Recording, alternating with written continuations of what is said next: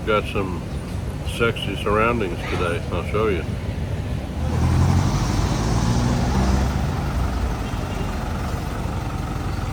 Look, I got this box. Not sure what it is.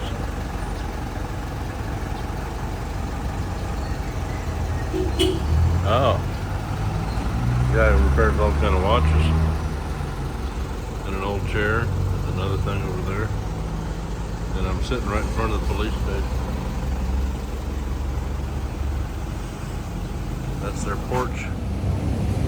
So I'll tell you something that happened to me not too long ago.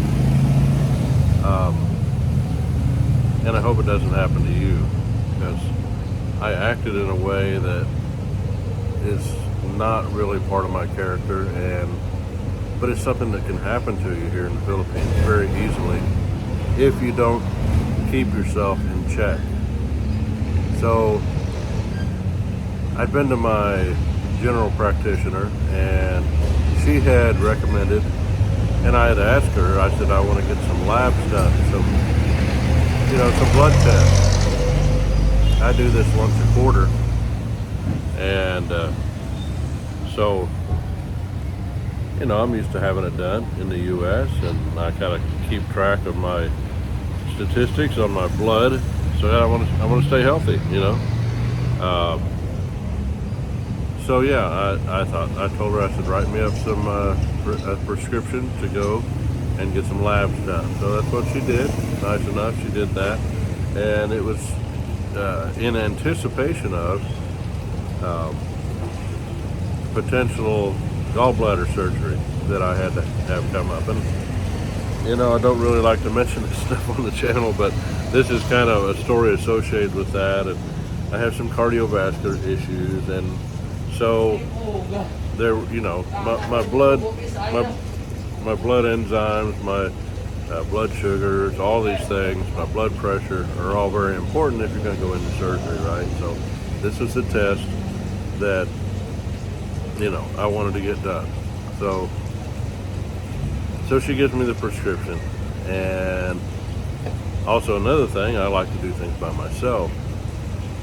Don't mind taking my wife with me, that's fine, but I feel like here in the Philippines, she's a little bit of a crutch. And then, I want to be independent, and I want to be able to make my life here. And of course, I want her with me, but I want to be able to feel like that I can do it on my own as well. So I want to be the guy that can adapt. I want to be the guy that can make some changes in my life, and I want to be the guy that's self-sufficient on the ground here in the Philippines. So I take a little pride in that. That was my thought, was I'll go do this myself. And I do, even in the U.S., I do most of the outside the house stuff myself. Of course, that's not hard. That's the U.S. I can do that, of course. But she's a homebody. She likes to stay home. So, between me wanting to be independent here in the Philippines, and she likes to stay around the house, I try to do most of the errands. I do the running. I do the grocery shopping. I'm retired. What else am I going to do? So kind of enjoy that. It gets me out of the house. So anyway, I get on my motorcycle one morning, go down, and it's probably 30-minute drive, 20-minute drive, ride down to the Medicus Clinic, Medicus Hospital in Iloilo City. So I go down there, and it's a warm day, and I finally find a place to park my bike. And when you go in Filipino traffic, it's the traffic in the Philippines, it's always a guessing game. People run out in front of you. It's just a different dynamic. So there's always a little tension there. Plus, I'm kind of worried about myself. I don't want to have gallbladder surgery. I don't want to be on a table and all of a sudden, because I'm on blood thinners, you got all these things, running through my mind. And it's kind of back burner type stuff for me. But I think it still has a certain kind of stress for you. And so I have to try to keep my anxiety in check, and I have to keep my attitude in check here in the Philippines, because it just doesn't do you any good to get upset here. One, people aren't going to understand you, and two, they're just going to think you're an asshole. And that's not a good thing to be here. So, or anywhere. Looking down, I got my coffee this morning. 7-Eleven coffee. Got my coffee and my bottle of water. 17 pesos. And I'm ready to go. So I show up at the building. It's an older building. I think she's on the second floor. Yeah, she's on the second floor, because sometimes I don't take the elevator. But if you go walk in the building, first of all, you got to get a mask, which I think still in the States, probably in a hospital you're supposed to wear a mask. Maybe not. I don't know. I've been there since November last year. But so I had to go buy my mask. I forgot that. The lab is on the first floor, but to go up to my doctor's office, you get in this little cramped elevator, and I think 4 people max. And it's just a small one, and it takes a long time to get the service, and then you go up there and you go to her office. But on the bright side, the office visit is about $12, so that's well worth it, and she's a good doctor. So I have the lab papers in my hand, and I'm thinking, man, this is going to be a lot cheaper.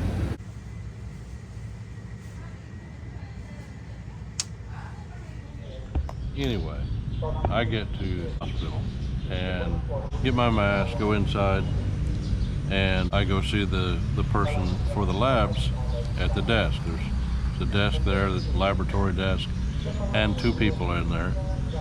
And I said, I'm here for labs. Okay. But what you have to understand is I don't understand the whole language, and they're pretty decent. They've got pretty decent language skills.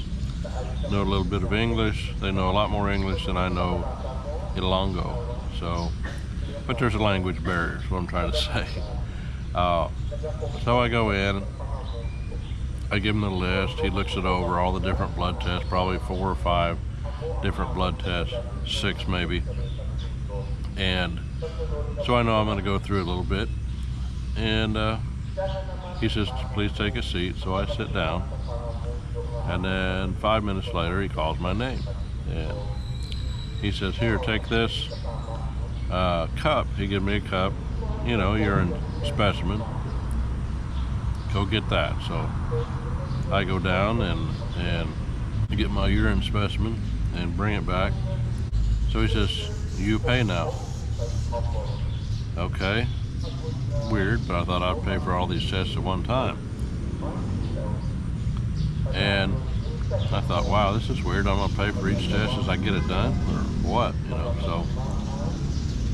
So the billing office is down in the same kind of little floor there, and I go down and I take my paper and I present what I thought was the urinalysis, whatever, and I'm gonna pay for that, right? So I'm ready for that. I go to the little window and she says, yeah, please sit down. So I sit down, and you go in order, and there's 4 or 5 people ahead of me. So I go up there after waiting probably 10 minutes. So this whole process has taken like a good 30 to 40 minutes so far. And they haven't even taken blood yet. So I finally get to the window. This little lady behind the window, they got the glass there, and they sit down low, and you can't hear through the glass. There's a little cutout,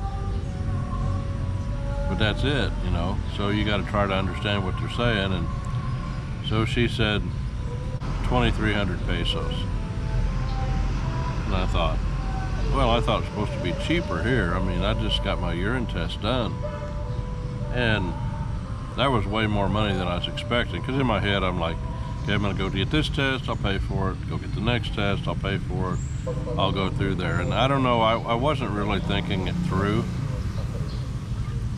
because when you think about it, you get one your blood is drawn one time, right? So, you know, I can't go pay for each different little liver enzymes, sugar, the whole 9 yards. So I'm saying there, she says 2,350 pesos. I thought, this is not right.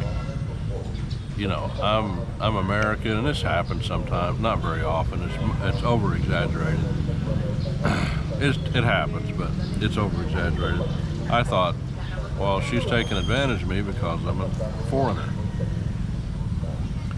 That was just my thought. And I don't know why my anxiety was at a certain level, and I say anxiety, but it's not like, you know, I got anxiety issues or anything like that. I'm just, you know, I was tense for some reason.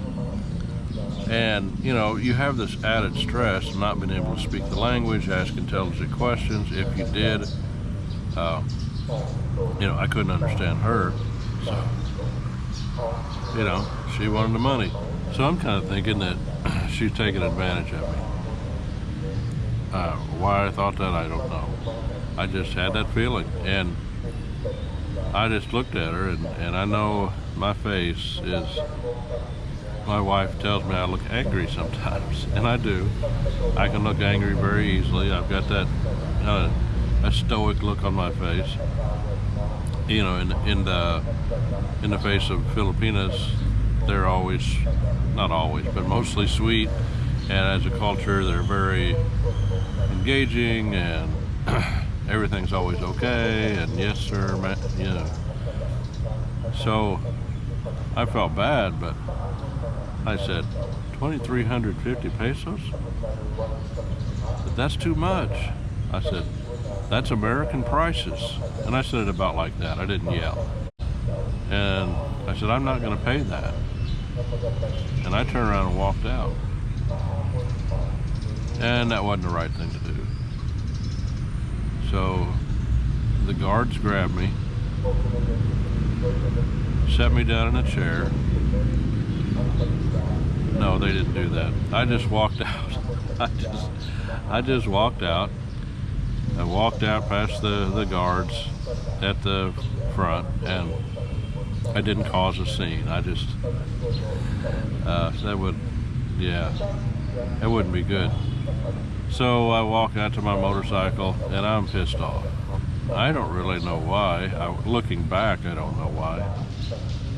I was in the moment. I was pissed off. I felt like I was being taken advantage of. I was frustrated because I'm trying to do this stuff, and I've got the medical issues on my mind anyway, and here they're trying to hold me up. So I do the only thing I know to do, and I call my wife.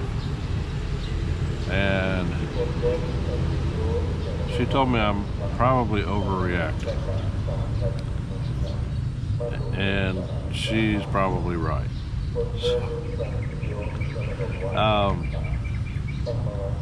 So I get, you know, I'm talking to her. She says, well, get the papers out. They wrote the price on the back of the prescription for the lab. They wrote the price, what it was going to be. And I'm like, okay. I'm digging in my bag, and I'm looking around. I thought to myself, there's just a little flicker of a thought, you know, I think she's right.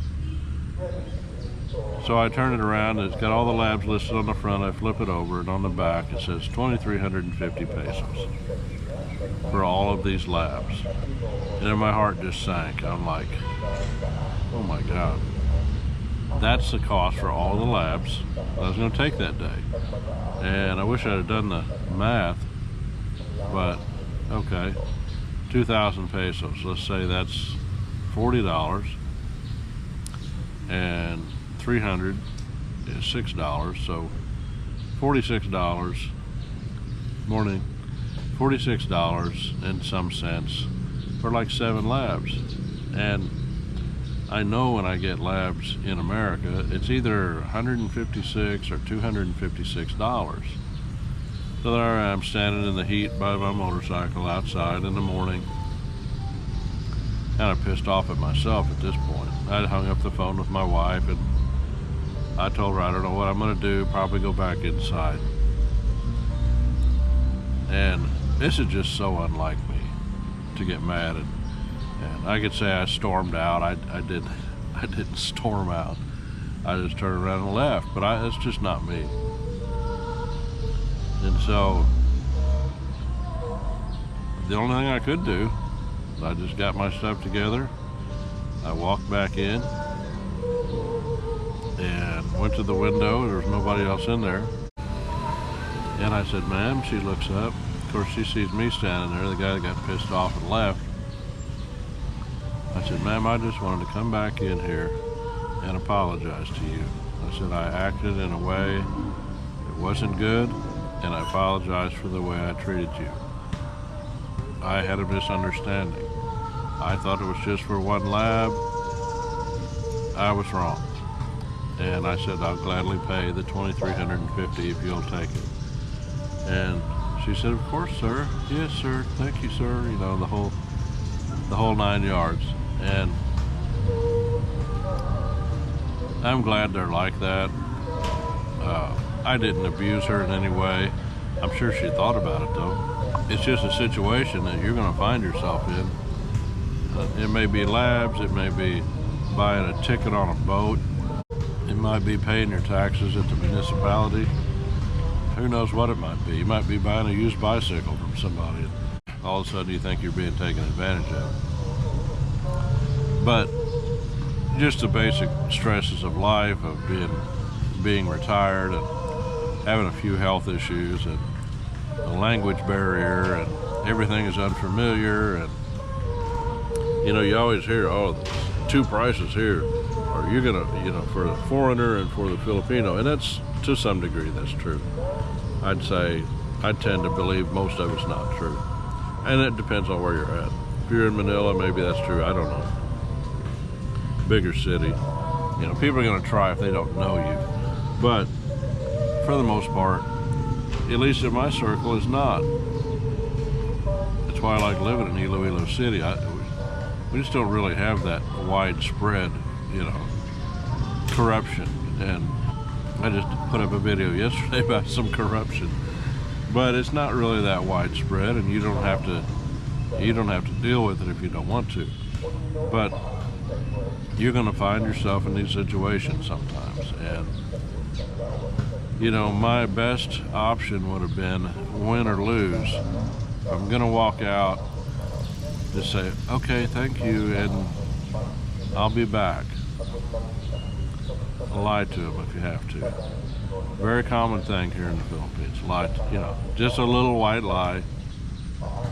I was always raised to never lie, but here it's more of a courtesy. Somebody's trying to sell you something put the hard sell on you somewhere, in a mall or in a market somewhere, and say, "Oh, babalik ako," like, "I'll come back," and you have no intention of coming back.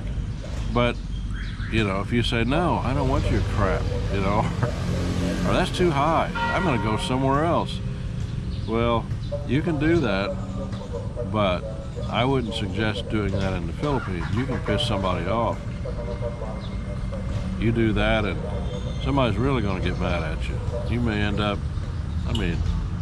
I've heard stories, I don't push that limit. But so it's very important for you to, very important for you to keep your cool amongst the hot, humid weather here in the Philippines. Keep your emotional cool. And usually, if you're upset about something, a lot of times it's not even what you think it is. Apologize for sitting here drinking. I've had to stop the video like 4 times. My voice just runs out of steam for some reason, but that's okay. It's a beautiful morning in the Philippines. See an old man on an old bicycle riding by. While I was doing this video, a skinny little woman come up to me. I could tell she was poor. She asked me for my coffee. She wanted to drink my coffee. I've never had that happen before. So I said, "I'll buy you a cup of coffee." No, she wanted to drink mine. She didn't drink mine. I gave her 50 pesos, which is $1. Probably know that. I said, go to the palenque, go to the market, buy you some coffee. So she took my 50 pesos, probably what she wanted anyway. It's okay if I give her a little bit of money. Now, some places you can't do that. I wouldn't recommend it. But there's so few people begging here. She really wasn't begging. If she did, she had a unique twist on panhandling. I'll give her that. But she was nice, and she went away. And so that's kind of the end of it. Keep her cool. You're going to run into situations that's going to frustrate you. So keep her cool and retire in the Philippines. All in all, I think it's the greatest place in the world to be for me. So I'll see you next time.